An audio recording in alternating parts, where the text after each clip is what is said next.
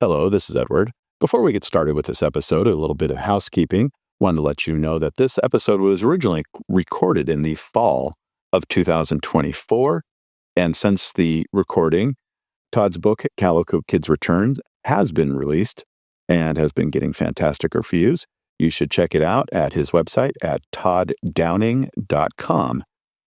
This is pretty much one straight recording, which kind of cuts off at the end because Todd and I have known each other for more than 40 years, and we continued to talk for quite a while after we were done with the episode. So you might find it end a bit abruptly, but that was on purpose because there was no better way to end the episode than to just cut right where we did.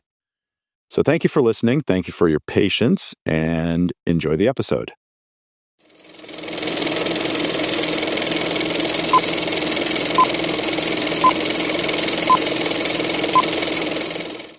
From Los Angeles, California, the entertainment capital of the world, it's the 80s Movie Podcast. I'm your host, Edward Havens. Thank you for listening today. Tonight's guest needs no introduction. If the term Renaissance Man had not been invented yet, someone would have coined it for him. Dos Equis should have hired him to play the most interesting man in the world, because he is the most interesting man in the world. When God grows up, she wants to be him. He has written and designed over 50 role-playing titles, including Airship Daedalus, Aeroflight, Grimworld, and the official Red Dwarf RPG for Deep 7 Press, as well as authoring works for stage, screen, comics, and short-form, long-form, interactive, and narrative audio dramas in a career spanning more than 3 decades. He was one half of the Bay Area-based late 80s, early 90s darkwave band And Tears Fell, and I've been proud to call him a friend for more than 40 years. Welcome to the show, Todd Downing. Welcome to the show. Hey, Edward. So, how are you? I'm doing fantastic. It's great to talk to you again after all these years. Like 10 years since I saw you up in Seattle. Up in Seattle, that's right. We had dinner with you and your lovely wife. And you and your lovely wife. And we're still married, which is a good thing. It's good to know we married up. I can't believe how up I married. An explanation to the listeners. Today's episode is going to be Todd talking about his 5 favorite fantasy movies of the 1980s. And so everyone is aware he has not shared his list with me. I have no idea. I have an idea of which movies he's going to pick, at least 3 of them. I'm pretty certain of, but we're just going to talk about fantasy movies of the 80s for a little bit. Todd, I've known since high school. In the 1980s, we both went to Aptos High. We really bonded between drama class, and I still can't believe we had this in the 80s at a public high school science fiction literature class. Sci-fi lit. That was such an amazing class. It was. That was where I got introduced to Kurt Vonnegut. Yeah. Who started off in sci-fi and went off in some really fantastic directions. Who's the one author that you've discovered because of that class? Because of that class, I was already in junior high. I was already reading a lot of Bradbury, and he continues to be my favorite sci-fi author of all time. I never got into the more technical side, the Asimov kind of stuff. That was a little bit dry for me. And again, that's, just your mileage may vary. A lot of people absolutely love Asimov, and he deservedly has a place in the pantheon. But, it's just stuff like that. Probably I got into James Herbert, just the first Dune book right around that time. Right. Because I hadn't read it before then. And then the movie was coming out right then, too. Yeah, in 84. That was right after I moved. Actually, I got a job as an usher at an AMC movie theater, a multiplex in Mountain View, California. Mm-hmm. And we got an advanced screening of the David Lynch Dune film before it came out. So that was kind of a cool geek cred at the time. Yeah. So before we get started, as I introduced you, I mentioned that you're an author. And you have a new book coming out in October, Return of the Calico Kids. If I remember right, it's part 2 of the series. Yeah, and it's probably not a series. This is probably just the last book. It's a two-parter, basically. The first one takes place in 1982. It's a small riverside community in southwestern Oregon, right on the Rogue River. And basically, I kind of took a lot of common experiences of that a lot of kids had at that time. A lot of Gen X kids, riding their bikes everywhere and being generally unsupervised and getting into loads of trouble. And just kind of lifted our community of Aptos, California, and kind of put it on the north bank of the Rogue River in Oregon. And it's part supernatural, part sci-fi, adventure, coming of age, nostalgic. A group of outcast friends who are just kind of found family and trying to navigate through adolescence. So what? It's cool. One of the things I love about the book, the second book that you just introduced, is the cover. It looks like a VHS tape. It even has, a PG-13 rating on it as if it's a movie, and it looks like Yes. the VHS tape is coming out a tiny bit. How do you decide the covers of your books when you do something like that with the Return of the Calico Kids? Well, Calico Kids, the first book, actually has that same kind of design. It's more of a neon green, with the sunset, the vibrant gradient logo. Right. But it's drawn from that experience of being at loose ends with your buddies and, oh, what are we going to do? Well, before our parents come home from work. Right. Well, let's pop a VHS in and watch a movie, one of our favorite movies, that kind of thing. Yeah, I see the cover, and it reminds me of magnetic video covers from the early 80s.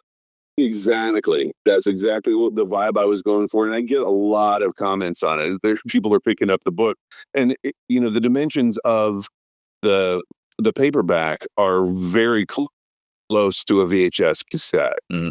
And it's a like 5x8, and it's roughly the right width, the spine width. So it works well as a gimmick, as a motif. Hey, anything to get your book to be noticed in the bookstores, right? Exactly. That plus the vibrant kind of 80s title and graphics to it. Yeah. Okay, so we're going to talk about fantasy movies of the 80s. Yes. Partially inspired by a video that you and I made for science fiction literature class 40-something years ago. So, so go ahead and hit me with your first favorite fantasy movie of the 1980s. Okay, so first of all, just to kind of clear the decks here, the criteria that I was going on, I weighted on artistic merit as well as watchability, quotability, entertainment factor, because you can have an empirically beautiful motion picture and you might not have the rewatch factor, right? There can be some relatively, low budget, low effort, crappy films that you absolutely love, and they get, instilled in your vernacular, that you and your friends can have entire conversations in dialogue from a particular film. Yep. So that's kind of how I was approaching this. And I got to say, it was really hard to pare it down from like a top 10. Mm-hmm. And if I can just kind of name off what are like in the bottom 5 of my top 10, and I won't go into detail on them. The honorable mentions, please go ahead. The honorable mentions. Okay. So number 10, I have Willow. Okay. Ron Howard's 1988, Val Kilmer, Warwick Davis, Gene Marsh. Number 9, The Beastmaster from 1982. Okay. Albert Number 8, what's that? I said Albert Pyun, right? Yep. It's been decades since I've seen it, but it was stupid fun. Yes. And that's sometimes all you want from a fantasy movie. Stupid fun. Exactly. No, it was directed by Don Coscarelli. He did Oh, it was? as Although I'm thinking of a different movie. My apologies. right. No. And Bubba Hotep, John dies at the end. And of course, Tanya Roberts. I mean, as a 14-year-old boy at that time, I saw that film multiple times in the theater because we didn't have a VHS at the moment. Right. And I wanted to get my fill of Tanya Roberts. And of a PG. And it was PG. So yes, it wasn't a PG-13. Yep. Of course, I had an older buddy who was 9 years my senior, and he would regularly get me into rated R films at the time. Yeah, Randy was a good guy. We all know what I'm talking about. Okay, number 8, Labyrinth, 1986. Jim Henson, David Bowie, Jennifer Connelly. Yep. A classic. I can't wait to introduce my daughter to it. Excellent. Number 7, The Dark Crystal, 1982. I'm surprised that's not in your top 5, to be honest.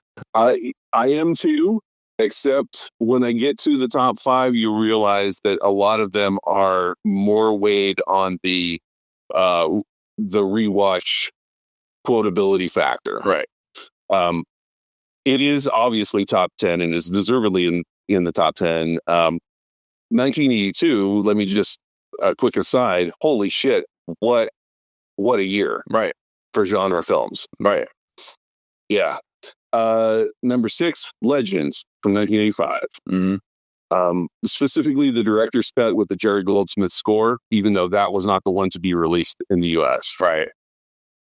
Ridley Scott, Tim Curry, Mia Sara, and Tom Cruise, I can take or leave. But I mean, it was shot by Alex Thompson, who did Excalibur, Electric Dreams, and Labyrinth. Right. The special effects makeup was the legendary Rob Bottin from, The Howling and The Thing and RoboCop and Total Recall. It's just amazing craftsmanship, and you can freeze frame any shot in that film and frame it and put it on your wall. No, it's a fantastic, beautiful movie that unfortunately we didn't get to see for 20 years the way it should have been. Yeah, exactly. So that takes care of the honorable mentions. My top 5, you want me to work down from 5? Yeah, let's work down from 5. Number 5. I have Highlander, 1986. Mm-hmm. I consider that a fantasy film. No, it totally is. Yeah. Directed by Russell Mulcahy, who was like an 80s music video god at the time. Right? Why the film looks like a music video. And sounds like a music video. Music by Queen, obviously. Starring Christopher Lambert, Sean Connery, Clancy Brown, John Polito, James Cosmo. No, it's got a stellar cast. Yeah. Co-written by Gregory Wyden, who also wrote the Prophecy franchise and Backdraft. And shot by Jerry Fisher, who did Victory, one of my favorite sports movies of all time. I did an episode of last year. Yeah. Wolfen, Exorcist 3. I mean, it's an amazing, again, saw it multiple times in the theater. At that point, 86, I was in my first year in college. So, yeah, I spent a lot of time in the movie theater and writing reviews for the Foothill Sentinel newspaper. Yeah, it's been so long since I've seen it, and it's one that I know I need to revisit at some point.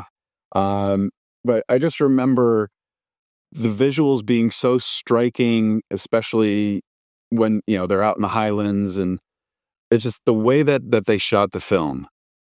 The transitions are amazing. Yeah. Like very artistically staged transitions where you'll pan across, some vista, and then suddenly you're in the Highlands because you're coming out from behind a rock or something. Just really, really gorgeously made. I mean, it's not a perfect film. It's kind of goofy. In fact, in some places, it's real goofy.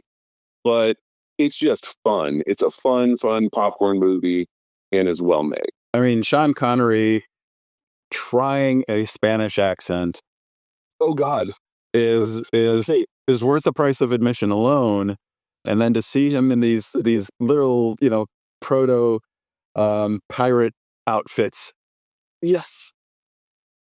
Well, yeah. I mean, the entertainment factor, the unintentional entertainment factor is off the charts on it. but also the fight sequences are amazing. The Kurgan's costuming is fantastic, but it's still entertaining regardless. But it's got this duality of it's high camp and high drama in like almost a perfect mix.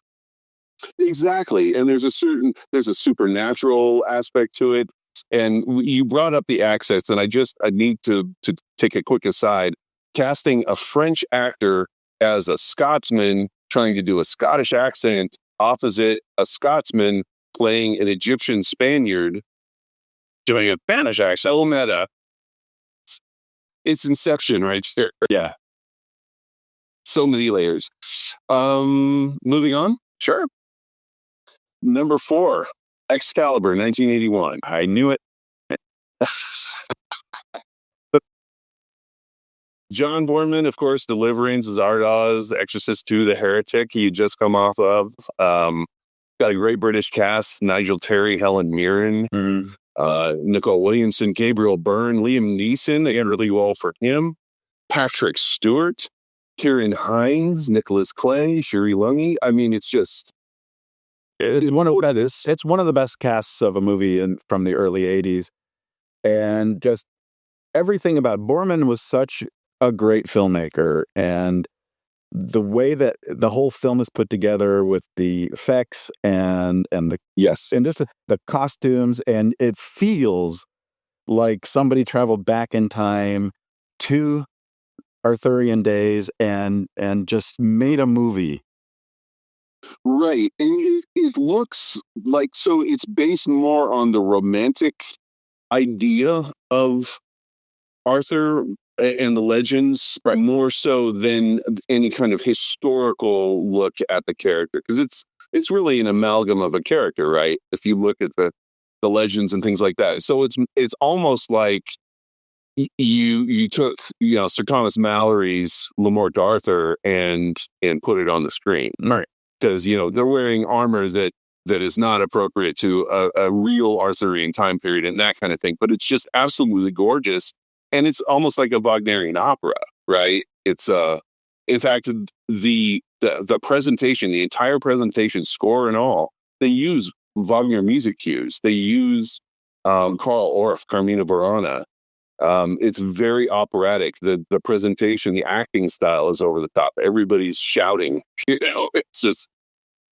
But it was incredibly quotable. Like I have friends who have seen it as many times as I have, and we can have entire conversations in Excalibur dialogue. That's how nerdy we are. Yeah. And one of the things that I learned, of course, years and years and years later, is that Liam Neeson and Helen Mirren were together for like 5 years. While During that time, I know, it's crazy. And it's just like that's like of course he wasn't famous yet. He wouldn't be famous for years and years and years. But that's a power couple. And it is. And it's like nothing against Taylor Hackford. He's a fine director, but it's Liam Neeson, man. Yeah. Well, and I mean, Liam Neeson, I don't think, like, he was still doing supporting roles well into the later part of the decade. Like Darkman was 88.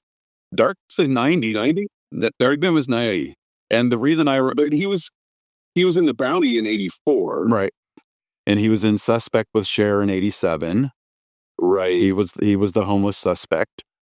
Oh, Hull was 82. I was thinking he did another sci-fi fantasy film in the early 80s, and that was Crawl. Yeah. Okay.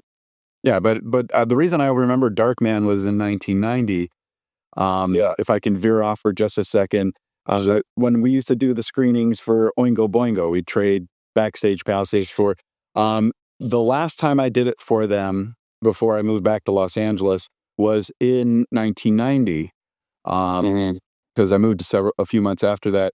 And Danny Elfman asked if he could use the phone in the manager's office because he wanted to call Sam Raimi to find out how the Darkman cast and crew screening went.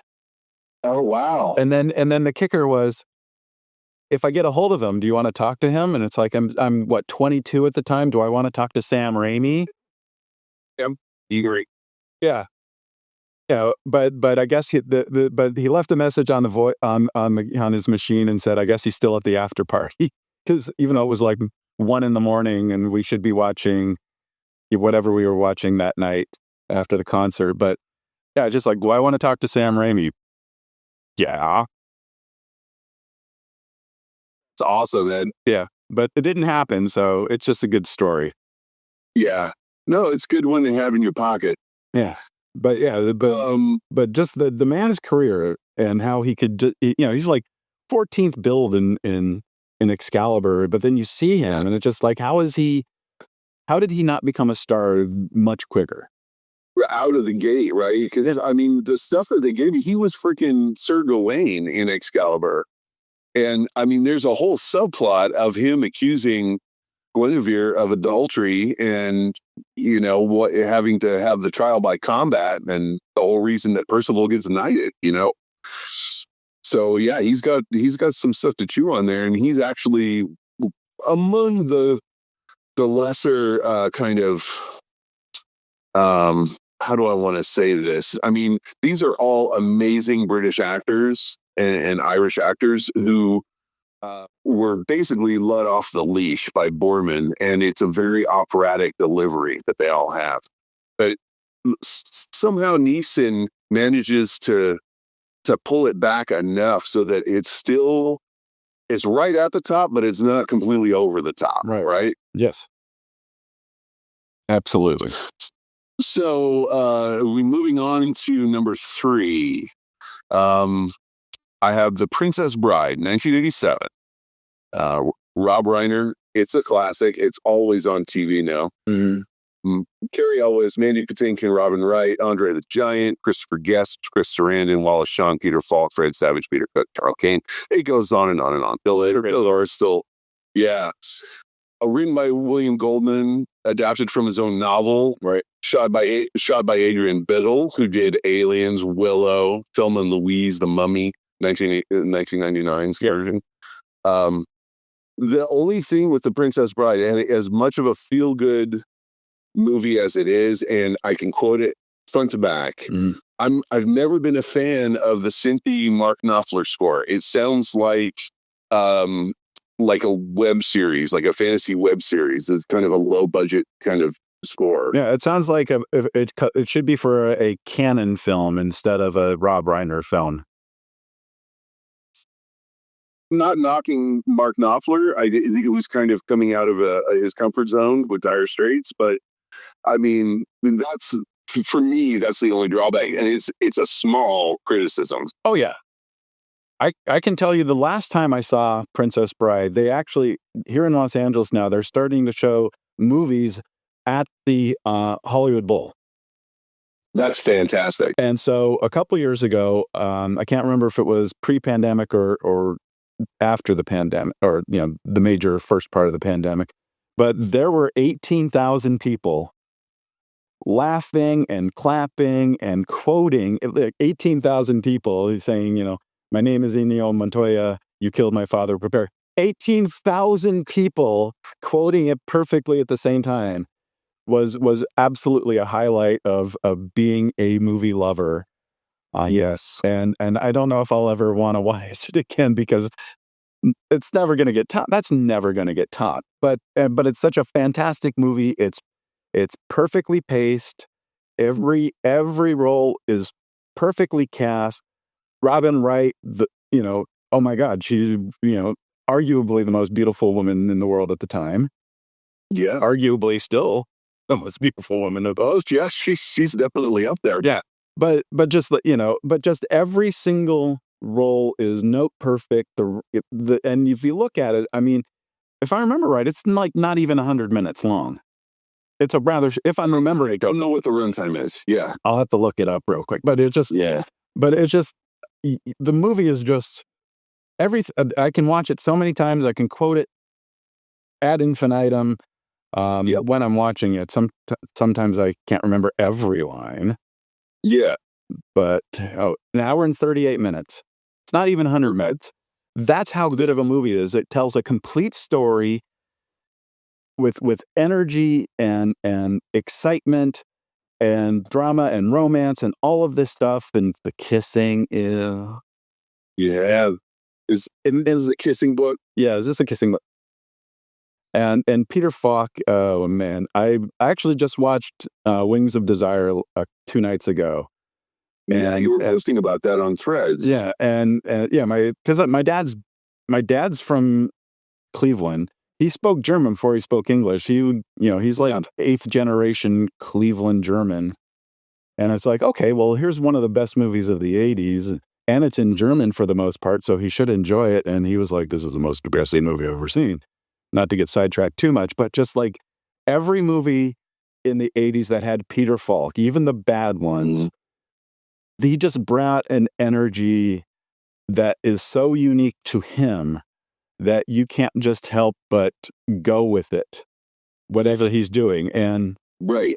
And the thing that was most disappointing to me about Princess Bride is when it opened in theaters in 1987, most listeners won't get this reference, but it opened at the Rio Theater.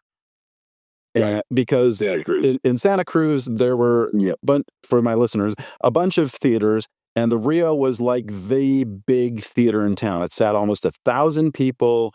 It was a single house. Because it's a single house. It wasn't a multiplex. And it's where United Artists, who operated the theater at the time, put the films that were expected to be big. We saw Jedi there. We saw Indiana Jones there. We saw E.T. there. That's why I saw Empire. Yeah. The big movies played at the Rio. And opening weekend of Princess Bride, you could hear a pin drop in the theater. There were so few people. Really? Yeah, because I was there opening weekend. I usually worked at the Del Mar or the 41st, but they had me at the Rio that weekend because they were expecting it to be huge. Yeah. And then it wasn't. And it took years for the film to catch on home video and stuff. And that, to me, was always the most disappointing part of Princess Bride, was just that the audience, at least in Santa Cruz, and the numbers, if I remember right, it was okay. It wasn't a big hit. Yeah. I just remember I saw it several times again in its first run, but it was more in, at the Century in Mountain View, and so that's like a 10, I think it was a 10 house theater, multiplex, and those houses were packed when I went and saw it. But yeah, I mean, the movie did okay. It deserved to be better than okay. And like I said, 900 seat theater, maybe 50 people on the Prime show on Friday night. That's just crazy. How is that even possible? Because late September 1987 was not that busy for movies. It should have been. No, it was not. Should have been huge, but people finally discovered it. It's a fantastic movie. I don't think anybody listening has not seen it yet. How can you? Probably not. Okay, so my top two now. Or unless you have more to say about Princess Bride. No, I don't. Again, I think we've covered Princess Bride pretty well. I think that's my last probably my last popular choice. Okay. The last two are ones that are very important to me, me particularly, that I don't really give a flying rat's ass about other people's opinions of them, because they are so integral to my kind of creative impetus, right? So number two is Dragon Slayer, 1981. Yep. Directed by Matthew Robbins, starring Peter McNichol, Caitlin Clark, Sir Ralph Richardson, Ian McDiarmid. Yep. Phil Tippett did the Go Motion creature effect. It was shot in Wales on location by Derek Van Lint, who did Alien. It was a Disney production released by Paramount, and it directly led to Disney establishing Touchstone Pictures for their more mature fare. Right. Because it was so dark, and it was way more adult than the usual Disney stuff. Even their live action material, which in the 70s, I mean, or even earlier than that, you could get a little bit dark. I mean, Island at the Top World, which I still love, is a live action, starring David Hartman. Remember him? I do remember David Hartman, but I knew He was a talk show host, and for some reason he got this leading role. And he would continue to make fun of his acting in that film. But I absolutely love the film itself. It's kind of a pulpy adventure, steampunky kind of thing in the Arctic. And I actually cribbed some of the elements for my Airship Daedalus series. But anyway, that aside, Dragon Slayer, it's dark, it's moody, it's serious, and it's absolutely gorgeous to behold. The dragon was the first time I'd really seen like a wyvern physicality of a creature. So that it's got like bat wings. It doesn't have separate forelimbs. Right. And so it's just, and Peter McNichol as a serious, leading man, which I don't think you would ever get again. That might have been his. He in another one. Well, there's Sophie's Choice with him, and that's true. Yeah, and that's true. I mean, you're Meryl Streep and Kevin Kline. You're gonna get third billed no matter what. Yeah, but he was fantastic in it. The whole seersucker. Yeah, thing with in Sophie's Choice, obviously not in Dragon, but Dragon Slayer. But it's just like, he was one of those actors that should have been maybe not a leading star, but he should have been. He's like Jelko Ivanek, where he was fantastic in the few lead roles he had, but he somehow got relegated to being a great bits. Yeah, to supporting bits because he doesn't look like a leading man. Right. Exactly. Which is what makes Dragon Slayer so relatable, is because he's a mage's apprentice. He's a wizard's apprentice, and he's not like a physically imposing figure. He's scrawny. He's young. He's kind of dorky and awkward. And I think a lot of people, especially those of us who are watching this at 13 years of age, starting to go through puberty, were like, oh, I can relate to that. So somebody that's thrown into an adult role, without any kind of preparation. Yeah, I mean that's why I related to it when I saw it in 1981. It's just that it felt like this is a character that could be me. Yeah. If I was in that time frame and there were real dragons, so of course. I know dragons are real. I know that. Well, and I love Ian McDiarmid, the priest in there that gets absolutely fried by Vermithrax. And he's got this great line as he's trying to show his bravado and cast the devil into the pit, and he says, "Get thee down." And to this day, my brother and I will always finish that line with "Be thou funky." Yeah. I mean, it's fun having friends and siblings that you can just take these things from your childhood and convert them into adulthood, and it's great for you. It might not make sense to anybody else, but you're having fun with it with your friends, and it's the secret knock to the clubhouse. That's all it is. Yeah, I mean, there's things that my wife and I, one of our favorite sayings is from Bad Santa, and it's like, well, they can't all be winners. So if it's we're watching a movie, a highly anticipated movie, and it's not as good as we were hoping it to be, well, they can't all be winners. Can't all be winners. And I can't say that to anybody else and have them understand what I'm talking about specifically. Right. But with my wife and I, it's been shorthand for 20 years for, oh well. Okay, so here we are. Number one. Yep.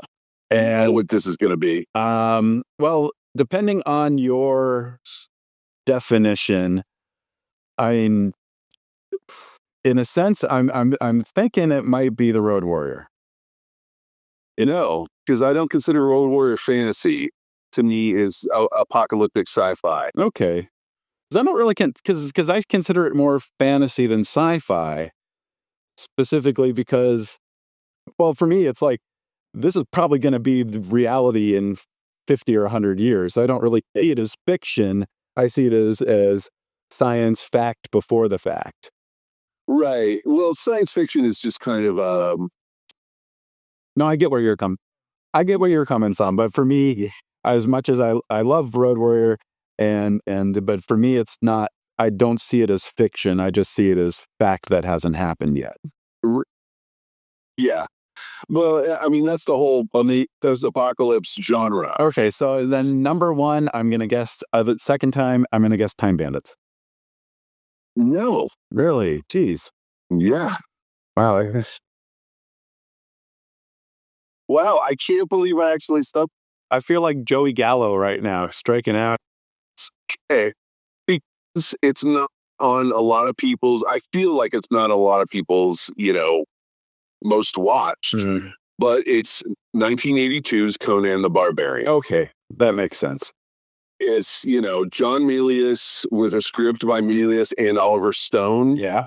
It's, Arnold Schwarzenegger in one of his first starring roles. It's James Earl Jones, Sandal Bergman, Jerry Lopez, the professional surfer.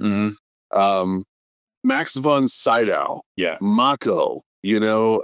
Production designed by Ron Cobb, who did Alien and Raiders of the Lost Ark, and was originally slated to direct E.T. It was shot by Duke Callahan, who did Jeremiah Johnson. So it's, cinematically, it is gorgeous. Yep. It actually does the source material justice. I've never read the source material, so I'll have to trust you on that. Oh, okay. Yeah.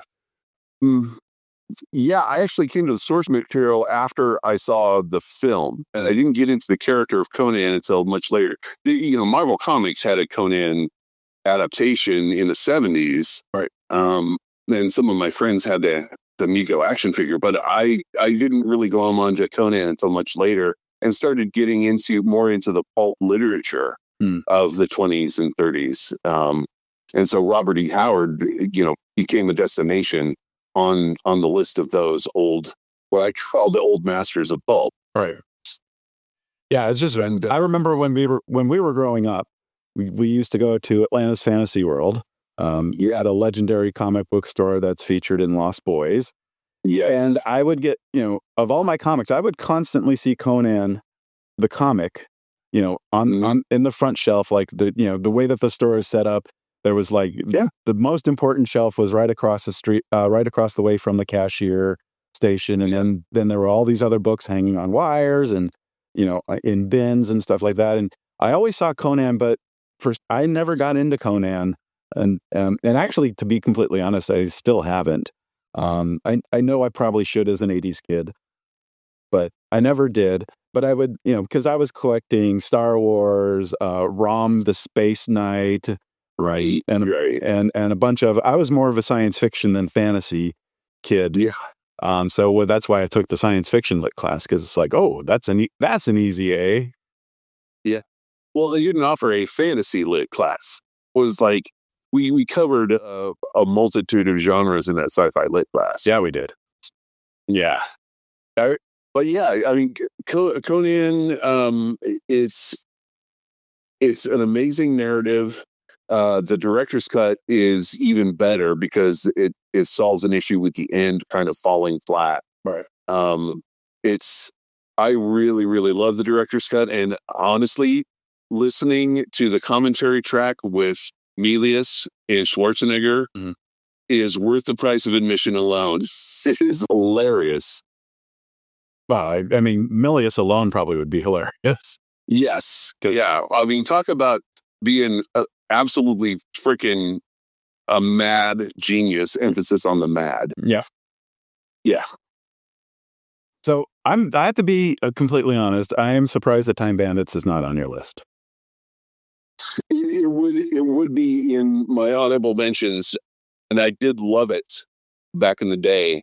I saw it again multiple times in the theater because we had, a little bit less to distract ourselves at the time. You saw it at the Aptos Twin, I presume? I did. Yeah.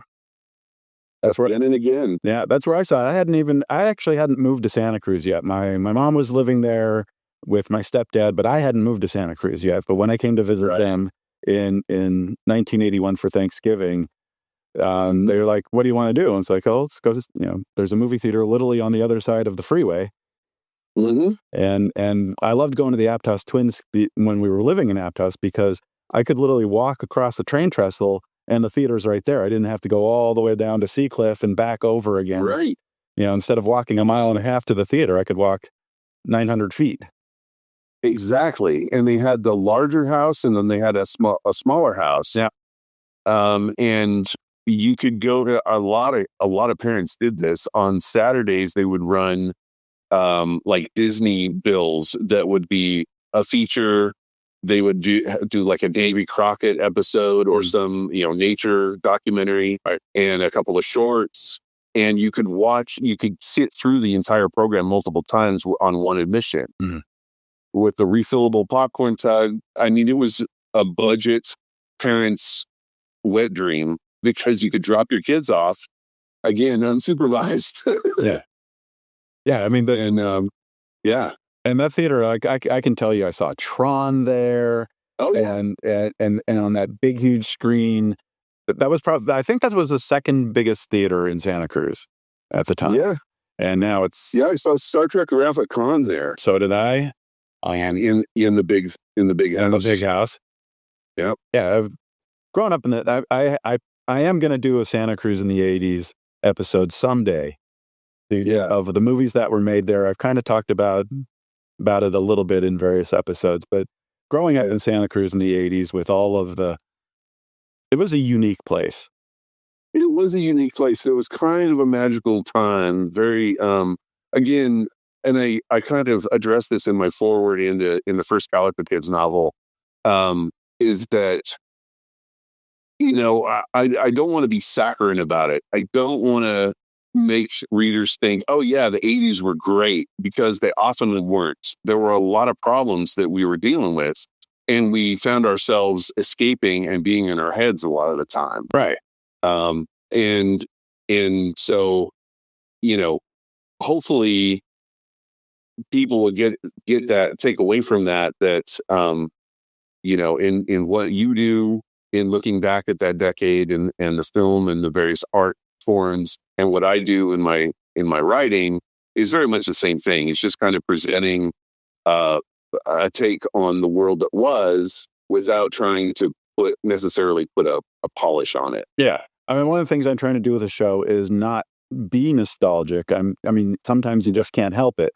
How you feel about some films, I feel about Tapeheads, is I don't care who the hell, I don't care how much hate the film gets. It's stupid, goofy fun. It's, when it came out in 1988, it was right up my alley because, we all wanted to be filmmakers. And here's a movie about two wannabe filmmakers who kind of stumble into something. And, but it was filled with punk rock cameos, and it was filled with, Junior Walker and Sam Moore's The Swanky I don't care what anybody says about this movie. I love this movie, and I will never stop defending it for the rest of my life. Absolutely. It's special to you. Yeah. But I recognize that my love of that movie is now specifically nostalgia. Yeah. But it's still a stupid, fun movie now. Yeah. 35 years later. Yeah. Well, and also keep in mind that the actual definition of nostalgia is, there's a pain element to it. There's a wistfulness. It's not just a fond recollection. There's a heartache that relates to it. Right. So I have a short top 5 of my favorites. Yeah. And again, there's a lot of the same criteria: quotability, enjoyability, rewatchability. Just really quick, I've got heavy metal. Yeah. Because, I mean, the soundtrack, the animation, the fact that this awesome movie had to be made in Canada with all of the Canadian voice, Eugene Levy, John Candy, and like half of SCTV does voices in the movie. Just the way that it brought, and I'd never read Heavy Metal magazine before I saw the movie. Oh, okay. And and so I kind of got into Heavy Metal Magazine after the fact, but the movie itself was just so fun. And every time it played at the Sash Mill, in repertory, I'd go every single time because it was just so much fun. Time Bandits, of course. I know that Terry Gilliam is canceled now, but Time Bandits was literally like life changing in terms of how he bent all these genres together and made it work so well. And then you've got David Warner, from going from Time After Time to Time Bandits to Tron. I mean, he was just one of the great bad guys of the 80s, and he always made the movies absolutely fun. Yes. And then sticking with fantasy in animation, The Secret of Nim. Yeah. Which Don Bluth. Another 1982. Another 1982. Because it wasn't as devastating as Watership Down, which is right. But in terms of the way that it told the story in animation, that was both kid friendly, but also had something for super dark, but still somehow kid friendly. That it was, it's just hard to describe how much I love animation to this day because of Watership Down and The Secret of Nim, and the way that it used, anthropomorphic animals to tell their stories. It's just magical. That's all I can really say about it. Number 4, Gremlins. Yeah, because it's Gremlins, man. There's another movie that is just absolutely quotable and just fun to watch every single time. There's always new things to see or you forgot about, and it's just so fun to see Hoyt Axton just be an actor instead of being he usually played cowboys or Western guys in his movies, and here he's just playing a normal dad, and he's so good at it. Yeah. And then I'm going off of the ones that you didn't name, and the last one for me is already mentioned, The Wings of Desire. Okay. Because it is the most, for me, it's one of the most life affirming movies I've ever seen, because here, we didn't know it at the time, but we're at the end of, East and West Germany before reunification, and there was this malaise, but it was the way that vendors presented it was just so full of joy that this angel who has, literally eternal life is willing to give everything up for a young lady who he's only quote unquote known for a couple days. And how it goes through, the streets of West Berlin and even a little bit of East Berlin. I still can't figure out how he and Bruno Ganz didn't get shot by the East Germans on the other side of the wall in the dead zone.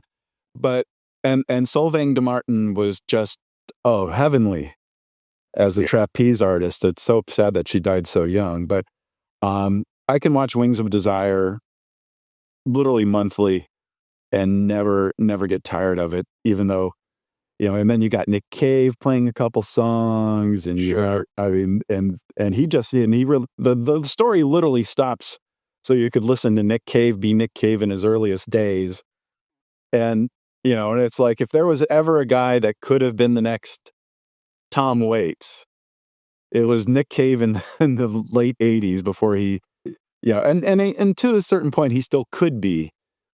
But it's just that I love that this movie took time to just document what life was like in that time frame without knowing that whole world would be gone in 2 years. Yeah, that it's a gorgeous urban fantasy with this interesting prescience of what was coming around the corner. Yeah, and then Peter Falk doing his thing with when he's talking to Yeah, but the scene where he's like getting the coffee and it's like, I can't see you, but I know you're there, and he gives this speech, and it's just like, my God, how did he, how was he just relegated to just being seen as Columbo? I know the movie, Yeah. like actually leans on his being best known as Columbo, and people making fun of him for being Columbo, but just his just the way that he just is presented, and how Vendors just allows him to be. And I just learned that he wasn't even in the movie originally. Oh, wow. Yeah, that Vendors had started shooting the movie, and he had an idea for a character, but he didn't know what to do. And one of his friends said, "You should get Peter Falk. Everybody in the world knows who he is because of Columbo." And basically, so he contacted Falk, and Falk was like, "I have no idea what the hell you're talking about. Let's do it." And then he went to West Berlin, and a lot of the things that he does in the movie is literally like recreations of things he did in West Berlin while he was there. When when they can't find him for hours on the film set, he actually did that in real life. That he wasn't needed for several hours, so he just went wandering around West Berlin, Right. and then Yeah. they found him, and then it's time for his scene. They couldn't find him for like 6 hours, and he was just sitting in a coffee shop sketching people.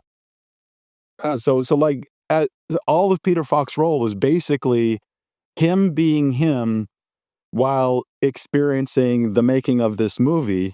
Um, it was all of it was pretty much completely improv. None of it was actually written by Vendors. It was just like, let's just see what he does, and which makes his performance all that more incredible because it's not scripted. It's just they're just coming up with this stuff on the spur of the moment, and Yeah.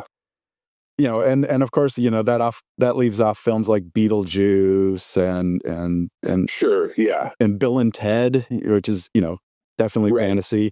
So there's a lot of, I mean, there were a lot of great, of course, the Ghostbusters movies. You might even put Kiki's Delivery Service in there. Yeah. There's so many.